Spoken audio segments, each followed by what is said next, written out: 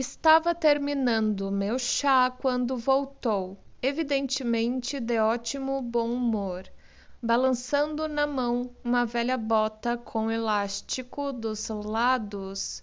Atirou-a em um canto e serviu-se de chá. Só parei um instante, disse. Vou sair de novo agora mesmo. Onde vai? Oh, do outro lado de West End. Talvez demore bastante. Não espere por mim. Posso chegar muito tarde. Como estão indo as coisas? Oh, mais ou menos. Não posso me queixar.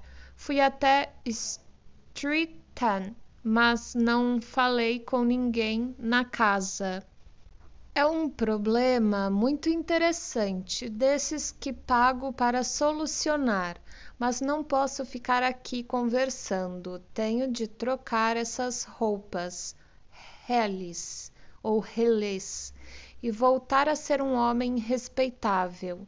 Vi pelo seu jeito que tinha fortes razões para estar satisfeito, mas que suas palavras deixavam transparecer. Os olhos brilhavam, e havia até um pouco de cor em suas faces amareladas. Subiu as escadas depressa e pouco após ouvi a porta bater, o que queria dizer que estava novamente em campo. Esperei até meia-noite, mas não havia sinal dele. Assim, recolhi-me a meu quarto. Era comum ficar fora de casa dias e noites a fio quando seguia uma pista, e essa demora em nada me espantou. Não sei a que horas voltou. Quando desci para o café da manhã no dia seguinte, lá estava ele, com uma xícara de café em uma das mãos e o jornal na outra, com o ar repousado e bem arrumado, como sempre. Perdoe-me ter começado sem você, Watson, disse, mas deve-se lembrar que nosso cliente tem hora marcada hoje cedo. Ora, já passa das 9, respondi. Acho que é ele que está chegando. Ouvi a campainha. Era realmente nosso amigo, o banqueiro. Fiquei chocado com a transformação que se operara nele, pois o rosto, normalmente largo e macio, estava agora emaciado e murcho, e os cabelos pareciam bem mais brancos. Entrou de maneira cansada e letárgica, que era muito mais dolorosa que a violência do dia anterior, e se deixou cair na poltrona que puxei à frente para ele. Não sei o que fiz para ser castigado dessa forma, disse. 114, apenas 2 dias. Era um homem feliz e próspero, sem nenhum problema. Agora enfrento uma velhice solitária e sem honra. Um desgosto vem atrás do outro. Minha sobrinha Mary me abandonou. Abandonou-o? Sim, sua cama esta manhã não havia sido ocupada. Seu quarto estava vazio e havia um bilhete para mim na mesa. Disse-lhe ontem à noite, com pesar, sem mágoa nenhuma, que se tivesse casado com o meu rapaz, talvez tudo tivesse sido diferente. Talvez não devesse ter dito isso. É a isso que ela se refere nesse bilhete. Segue agora o bilhete. Meu querido tio, sinto que fui eu que lhe trouxe esses problemas e que, se tivesse agido diferente, essa desgraça não teria acontecido. Não posso, com essa ideia no pensamento, nunca mais ser feliz debaixo de seu teto. E sinto que devo deixá-lo para sempre. Não se preocupe com meu futuro, pois está garantido, e acima de tudo, não procure por mim, pois de nada adiantará e será mal para mim, na vida e na morte. Serei sempre a que muito lhe quer, Mary. O que quer dizer com esse bilhete, Sr. Holmes? Acha que indica suicídio? Não, nada disso. É talvez a melhor solução. Acho, Sr. Holder, que o senhor está chegando ao fim de suas tribulações. Ah, o senhor está dizendo isso? O senhor ouviu alguma coisa? Sr. Holmes, o senhor descobriu alguma coisa? Onde estão as pedras? Não considera 1000 libras cada uma um preço excessivo? Pagaria até 10. Isso não será necessário. 3.000 libras são bastante. E há uma pequena recompensa, acredito. Tem seu talão de cheques consigo? Aqui está uma pena. É melhor fazer o cheque para 4.000 libras. Com um ar aturdido, o banqueiro preencheu o cheque. Holmes foi até a secretaria, tirou um pedaço triangular de ouro com 3 pedras cravadas e jogou sobre a mesa. Com uma exclamação de alegria, nosso cliente o agarrou. "O senhor conseguiu!" balbuciou. "Estou salvo, estou salvo!" A reação de alegria foi tão violenta quanto sua dor havia sido, e apertou as pedras contra o peito. "Há mais uma coisa que o senhor deve, Sr. Holder", disse Sherlock Holmes novamente. "Devo", pegou a pena. "Diga, quanto e pagarei." "Não, a dívida não é para comigo. O senhor deve um pedido de desculpa com toda a humildade àquele nobre rapaz, seu filho, que se portou como ficaria orgulhoso que meu próprio filho se portasse, se tivesse filhos." "Então não foi Arthur que roubou as pedras?" "Eu lhe disse ontem, e repito hoje, que não foi ele." "Tem certeza? Então vamos ter com ele imediatamente para lhe dizer que sabemos a verdade." "Ele já sabe. Quando esclareci tudo, tive uma entrevista com ele, e vendo que não ia me contar a história, eu a contei a ele. Sendo assim, teve de confessar que eu estava com a razão, e acrescentou uns pequenos detalhes que ainda não estavam bem claros para mim. Suas notícias de hoje, entretanto, talvez o façam falar. Pelo amor de Deus, diga-me então que mistério extraordinário é esse?" "Vou lhe dizer, e vou lhe mostrar as etapas que atravessei para chegar a uma conclusão. E deixe-me dizer, em primeiro lugar, o que é mais difícil de falar e mais difícil para o senhor ouvir.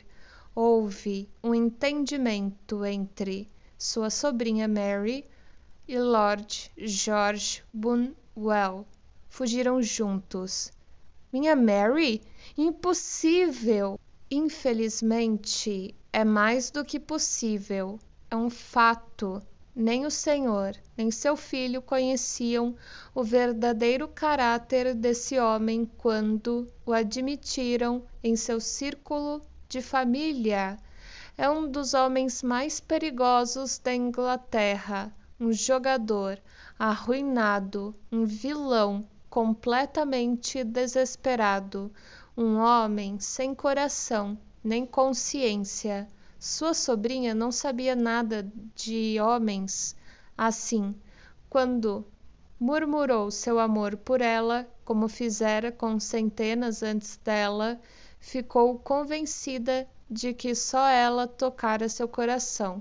Só o demônio sabe o que ele lhe disse, mas, finalmente, ela se tomou seu instrumento e tinha o costume de vê-lo quase todas as noites. "Não posso, não quero acreditar nisso!" exclamou o banqueiro, de rosto lívido. "Vou lhe contar o que aconteceu em sua casa aquela noite. Sua sobrinha, quando viu que o senhor tinha ido para seu quarto, desceu sorrateiramente e conversou com seu amante pela janela que dá para o caminho da estrebaria, ele ficou tanto tempo de pé ali que seus pés comprimiram a neve, deixando marcas. Ela contou-lhe sobre a coroa, despertando sua ganância por ouro, e ele a convenceu a obedecer suas ordens. Não tenho dúvida alguma que ela amava o Senhor, mas há mulheres que o amor de um homem destrói todos os outros amores, e acho que ela era uma dessas. Mal ouvira as instruções que ele lhe dava quando viu o Senhor descendo as escadas e fechou a janela rapidamente, falando da empregada e seu namorado de perna de pau, o que era verdade absoluta. Seu filho, Arthur, foi para a cama após o encontro com o Senhor, mas não conseguiu dormir devido à sua preocupação com a dívida do clube. No meio da noite, ouviu passos leves passando por sua porta. Então levantou e, olhando da porta, ficou surpreso de ver sua prima caminhando pelo corredor até desaparecer em seu quarto de vestir. Completamente atônito, o rapaz enfiou umas roupas e esperou no escuro para ver o que iria acontecer. Pouco depois, ela saiu do quarto e, à luz da lâmpada do corredor, seu filho viu que levava a preciosa coroa nas mãos. Ela desceu as escadas e ele, tremendo de horror, correu e se escondeu atrás da cortina perto de sua porta, de onde podia ver o que se passava no hall de baixo. Viu-a abrir a janela sorrateiramente, entregar a coroa a alguém na escuridão e fechá-la novamente, correndo de volta para o quarto e passando bem perto de onde ele se escondia. Enquanto ela estava em cena, não podia agir sem expor a mulher que amava, mas, no momento em que ela desapareceu no quarto, compreendeu que isso seria para o Senhor e como era importante procurar consertar a situação. Correu pelas escadas assim como estava, descalço, abriu a janela e correu pelo caminho onde podia ver um vulto escuro ao luar. Lord George Bunwell tentou fugir, mas Arthur o pegou e houve uma briga entre eles, seu filho puxando um lado da coroa e seu adversário o outro. Na confusão, seu filho bateu em Lord George e feriu-o no olho.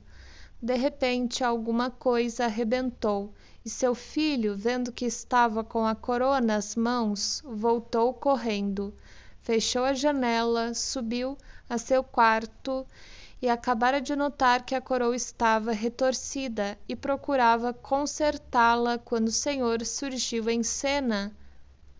Será possível? Balbuciou o banqueiro. Então o Senhor o fez, insultando-o no momento em que ele achava que merecia seu mais profundo agradecimento. Não podia explicar a verdade dos fatos sem trair a quem certamente não merecia a menor consideração. Tomou o ponto de vista mais cavalheiresco, entretanto, e guardou o segredo. E é por isso que ela gritou e desmaiou quando viu a coroa, exclamou o Sr. Holder. Olhe, meu Deus, que cego idiota eu fui, e ele me pedindo para sair por 5 minutos. Meu pobre rapaz queria ver se o pedaço que faltava estava no local da briga. Como fui injusto para com ele. Quando cheguei à sua casa, continuou Holmes, fui logo examinar cuidadosamente em volta para ver se havia qualquer pista na neve que pudesse me ajudar. Sabia que não caíra mais neve desde a noite anterior, e também que houvera geada e a neve congelara, preservando qualquer impressão. Segui a entrada de serviço, mas essa estava pisada e repisada, e as pegadas eram indistintas.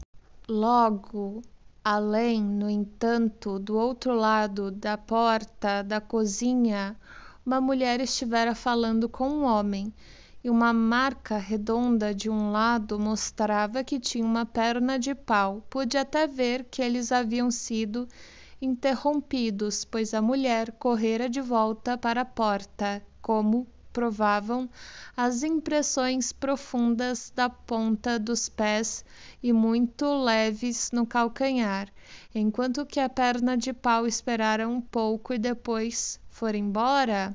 Pensei na ocasião que se poderia tratar da empregada e seu namorado, de quem o senhor já me falara.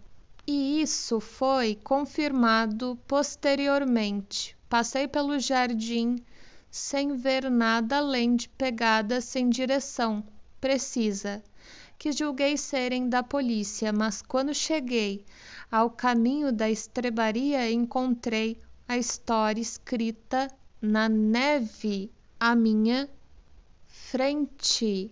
Havia uma linha dupla de pegadas de um homem de botas e uma segunda linha que vi com satisfação pertencia a um homem descalço. Tive imediatamente certeza, pelo que o senhor me dissera, que essa última era de seu filho. O primeiro andara em ambas as direções, mas o outro correra rapidamente. Como em certos lugares suas pegadas estavam em cima das depressões causadas pelas botas, era evidente que ele seguira o outro. Segui as marcas e descobri que levavam à janela do hall, onde o Botas havia desgastado a neve enquanto esperava. Fui então para o outro extremo, que era a uns 100 metros ou mais.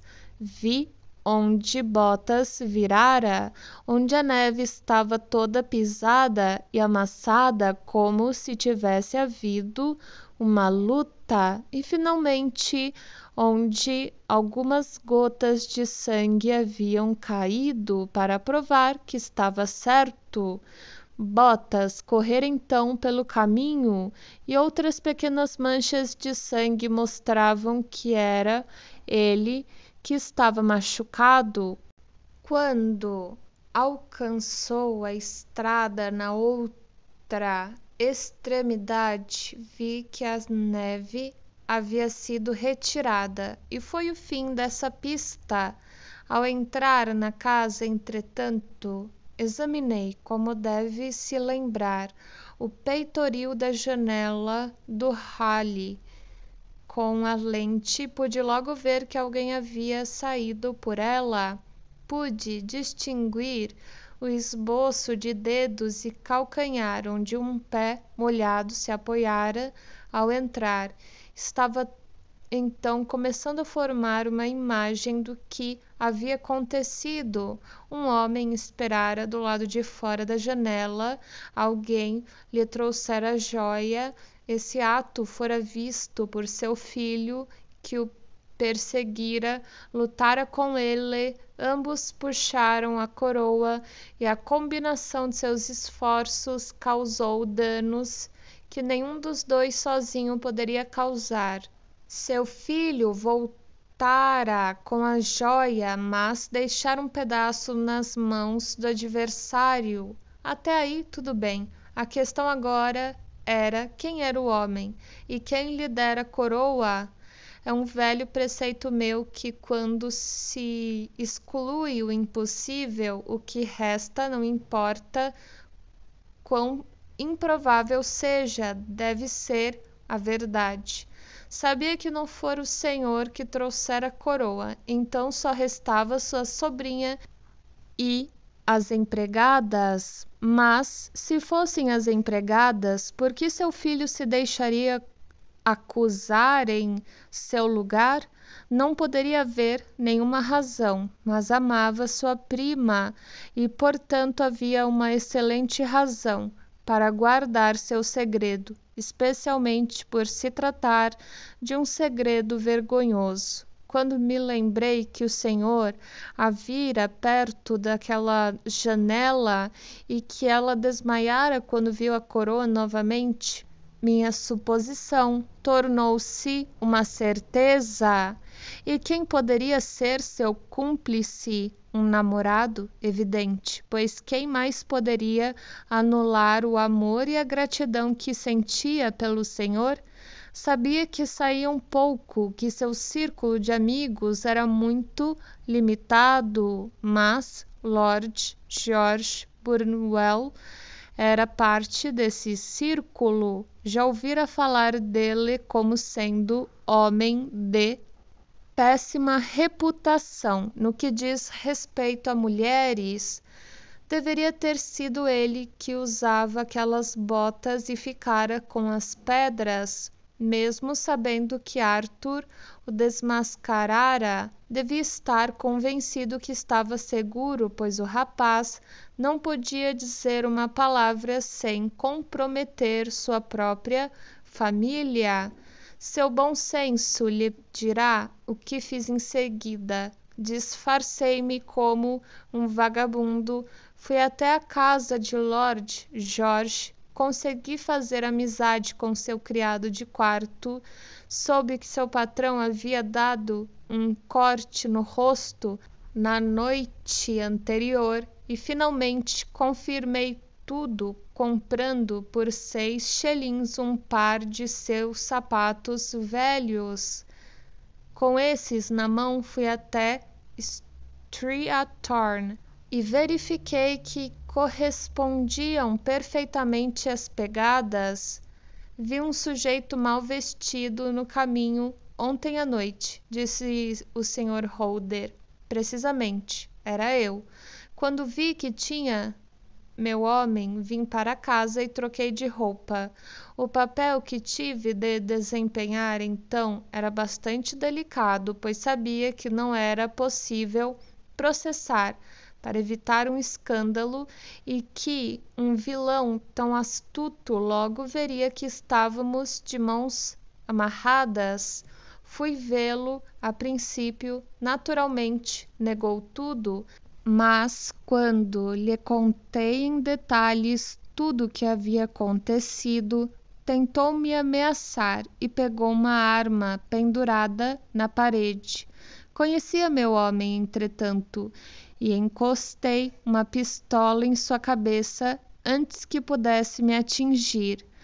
Aí ficou um pouco mais razoável. Disse-lhe que lhe pagaríamos uma quantia adequada pelas pedras em seu poder, 1000 libras cada uma. Isso provocou sua primeira reação de arrependimento até então. Que diabos, disse, vendi-as por 600 pelas 3. Consegui obter dele o endereço do comprador com a promessa de que não seria processado. Fui logo procurar o outro e, depois de muito barganhar, consegui as pedras por 1000 libras cada. Em seguida fui ver seu filho, disse-lhe que estava tudo bem e eventualmente fui para a cama cerca de 2 horas da manhã, depois do que posso chamar de um dia duro de trabalho. Um dia que salvou a Inglaterra de um grande escândalo público, disse o banqueiro, levantando-se. Sr. Holmes, não tenho palavras com que lhe agradecer, mas verá que sei expressar minha gratidão pelo que o senhor fez. Sua perícia, realmente, excedeu tudo o que já ouvira falar. E agora vou voando para meu filho, para pedir-lhe perdão pela injustiça que cometi com ele. Quanto ao que me disse sobre a pobre Mary, estou desolado. Nem mesmo sua perícia me pode dizer onde ela se encontra nesse momento. Acho que podemos dizer com certeza, retorquiu Holmes, que ela está onde está Lord George. É também certo que, sejam quais forem seus pecados, breve receberão castigo mais que suficiente. Próxima história, título: As tiras roxas. Para o homem que ama a arte por amor à arte, observou Sherlock Holmes, jogando de lado o caderno de anúncios do Daily. É muitas vezes em suas manifestações menos importantes e mais humildes que encontra o maior prazer. Fico contente de notar, Watson, que você compreendeu isso tão bem, que nessas narrativas de nossos casos que você teve a bondade de redigir. E devo acrescentar, algumas vezes embelezar, tem dado destaques não tanto às muitas causas e julgamentos sensacionais em que tomei parte, e sim àqueles incidentes que podem ter sido triviais em si mesmos, mas que davam ensejo às faculdades de dedução e síntese lógica que são minha especialidade. No entanto, respondi sorrindo, não consigo ser completamente absolvido da acusação de sensacionalismo imputada a meus relatos. Errou, talvez, comentou, pegando uma brasa com a tenaz e acendendo o longo cachimbo de cerejeira que substituía o de barro quando estava em estado de espírito discursivo e não meditativo. Errou, talvez, em tentar dar vida e cor a cada uma de suas declarações, em vez de se limitar à tarefa de registrar o raciocínio rígido de causa e efeito, que é realmente o único aspecto notável de tudo isso. Parece-me que lhe tenho sempre feito justiça nisso, disse com alguma frieza, pois me sentia repelido pelo egoísmo que mais de uma vez observara como sendo um fator importante no caráter de meu amigo. Não, não é apenas egoísmo, nem vaidade, disse, respondendo como era seu costume, meus pensamentos e não minhas palavras. Se exijo justiça para com minha arte, é porque é uma coisa impessoal, uma coisa fora de mim mesmo. O crime é comum. A lógica é rara, portanto deve enfatizar a lógica e não o crime. Você rebaixou o que deveria ser uma série de conferências para uma série de contos. Era uma manhã fria no início da primavera e estávamos sentados após o café da manhã, em frente de um fogo crepitante na lareira da velha sala na rua Baker. Uma neblina espessa se enrolava entre as casas pardas e as janelas em frente emergiam como manchas escuras, informes das grinaldas amarelas e pesadas.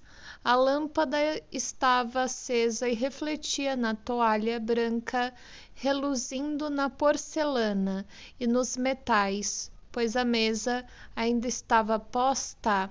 Sherlock Holmes estivera muito quieto a manhã toda, lendo os anúncios de todos os jornais, até que, afinal, desistindo aparentemente da busca, emergira como muito bom humor para me fazer uma preleção sobre minhas falhas literárias. Ao mesmo tempo, comentou, após uma pausa na qual ficou puxando por seu longo cachimbo e olhando o fogo. Você não pode ser acusado de sensacionalismo, pois uma grande percentagem desses casos em que você teve a bondade de se interessar não lida com crimes no sentido estritamente legal. Aquele assunto em que tentei auxiliar o rei da Boêmia, a experiência singular da senhorita Mary Sutherland, o problema do homem com lábio torcido e o incidente do nobre solteiro foram todos assuntos que estão fora do alcance da lei, mas ao evitar o sensacional, temo que você tenha caído no trivial. No final, talvez tenha sido, respondi, mas acredito que os métodos são originais e interessantes. Bobagem, meu caro amigo. O público, o grande público que nada observa, não sabe distinguir um tecelão pelos seus dentes, nem um compositor pelo seu polegar esquerdo, e não liga para as nuances delicadas de análise e dedução. Mas, na verdade, se você é trivial, não posso culpá-lo, pois os dias dos grandes casos já passaram. O homem, pelo menos o homem criminoso, perdeu toda a iniciativa e originalidade. Quanto ao meu negócio particular, parece que está degenerando em uma agência para reaver lápis perdidos e dar conselhos a moças de pensionato.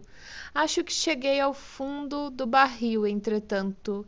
Esse bilhete que recebi hoje de manhã marca o ponto zero. Leia. Atirou uma folha de papel amassado para mim. Vinha de Montague Palace, datada da noite anterior, e dizia: Caro Sr. Holmes, estou ansiosa por consultá-lo sobre se devo ou não aceitar uma posição de governanta que me foi oferecido. Irei vê-lo às 10h30 amanhã de manhã, se não for inconveniente. Atenciosamente, Violet Hunter. Conhece essa moça? Perguntei. Não. São 10h30. Sim, e não tenho dúvida que é ela que está tocando a campainha. Talvez seja mais interessante do que você pensa. Lembre-se que o caso da Pedra Azul, que parecia ser apenas um capricho à primeira vista, tornou-se uma investigação séria. Esse caso também pode ser assim?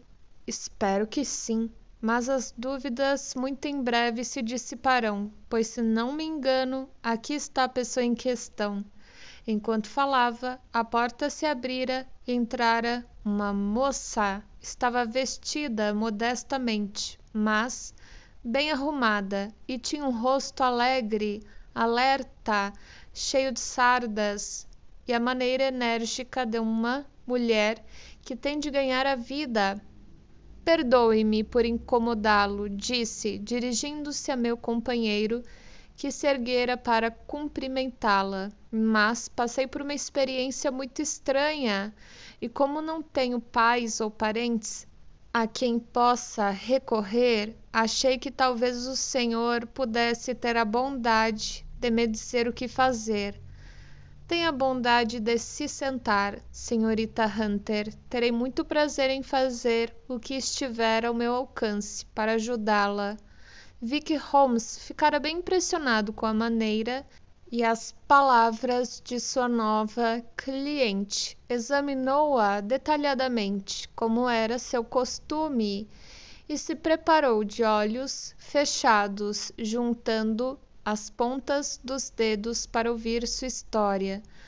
Sou governanta há 5 anos, disse, da família do coronel Spence, Munro, mas há 2 meses o coronel foi transferido para Halifax, na Nova Escócia, e levou seus filhos para a América com ele, de modo que fiquei sem emprego.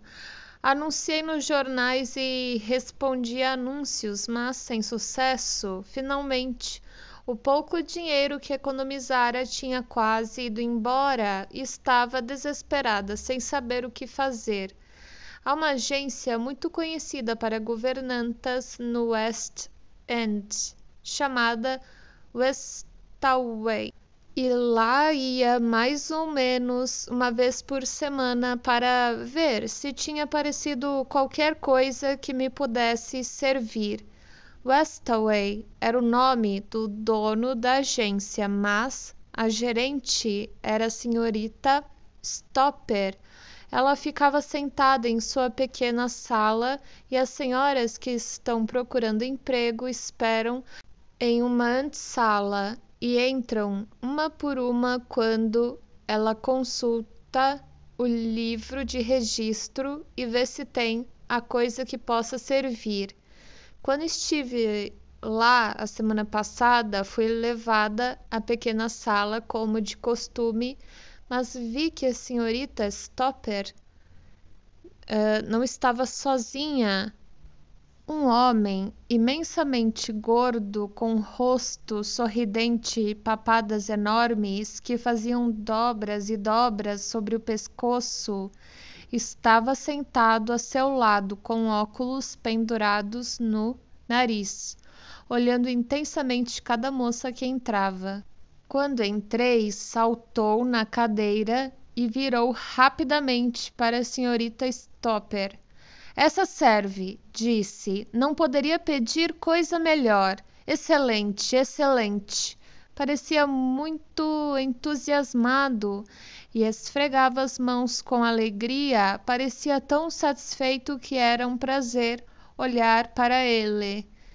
Está procurando um lugar, senhorita? Perguntou. Sim, senhor. Como governanta? Sim, senhor. E quanto quer ganhar? Ganhava 4 libras por mês com o coronel Spence Munro. Que absurdo! Exploração, exploração! Exclamou, jogando as nifos para o ar. Como se pode oferecer essa miséria para uma moça com todos os seus atrativos e dons? Meus dons, senhor, são menos que o senhor pensa, respondi.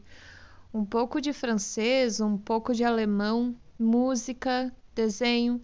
Ora, ora, exclamou. Isso não interessa. A questão é: a senhora tem ou não tem as maneiras e comportamento de uma dama? É isso, em resumo. Se não tem, não serve para criar uma criança que algum dia pode desempenhar papel importante na história do país, mas se tem, então como pode um cavalheiro pedir que tenha a condescendência de aceitar uma soma tão insignificante? Seu salário comigo, minha senhora, começaria com 100 libras por ano. O senhor pode imaginar, Sr. Holmes, que para mim, necessitada como estava, essa oferta parecia boa demais para ser verdade. O cavalheiro, entretanto, vendo talvez a expressão de dúvida em meu rosto, abriu a carteira e tirou uma nota.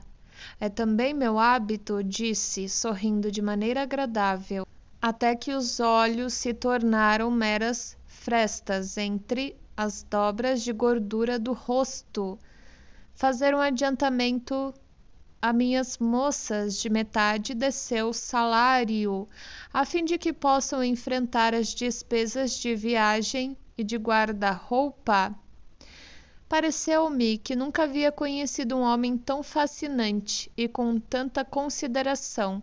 Como já estava devendo a meus fornecedores, o adiantamento era muito conveniente. No entanto, havia qualquer coisa de esquisito nessa transação que me fez querer saber um pouco mais antes de me comprometer totalmente. Posso perguntar onde o senhor mora?